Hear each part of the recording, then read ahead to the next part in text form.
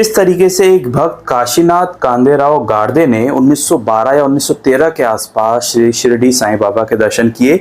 और खास बात यह है कि जो काशीनाथ जी के गुरु थे रामानंद बीड़कर महाराज, उनके जो गुरु थे, उन्होंने भी बाबा के दर्शन 1873 में किए थे।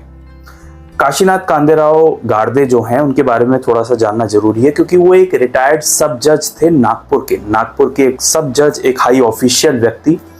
और बाबा के बारे में इन्हें कुछ भी नहीं पता था, लेकिन इनके गुरु अलग थे और इनके जो पूरा परिवार था उनके गुरु अलग थे। इनके परिवार के गुरु थे रामचंद्र तिकोटकर महाराज जो थे वो इनके पूरे परिवार के गुरु थे। लेकिन काशीनाथ जी ने अपने एक अलग गुरु माने थे जिनका नाम था रामानंद बीड़कर महाराज। तो दोनों ही गुरुदेव का नाम जो है वो राम से शुरू होता था।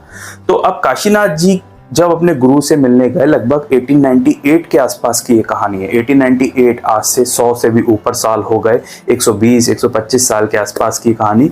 और उस वक्त 1898 में जो इनके गुरु थे रामानंद बीड़कर महाराज, तो रामानंद बीड़कर महाराज जी ने काशीनाथ जी को एक उपदेश दिया।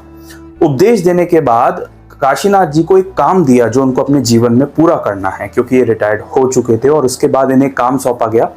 जो उनके गुरु थे बीड़कर महाराज, उन्होंने एक लिस्ट दी इन्हें, और उस लिस्ट में उन अलग अलग संत, महात्मा, सिद्ध पुरुषों के नाम थे जिनको बीड़कर महाराज जी ने अपने जर्नी में अलग अलग जगह जाकर उनके दर्शन किए थे, उनको देखा था।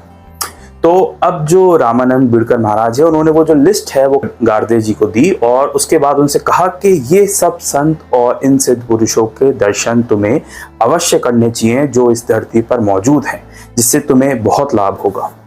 काशीनाथ जी ने अपने गुरु की इस आज्ञा को एक बहुत सीरियसली लिया, बहुत अच्छे दिल से उसको अपनाया और वो निकल गए इस यात्रा पे। उस लिस्ट में एक नाम था शिरडी के साईं बाबा का।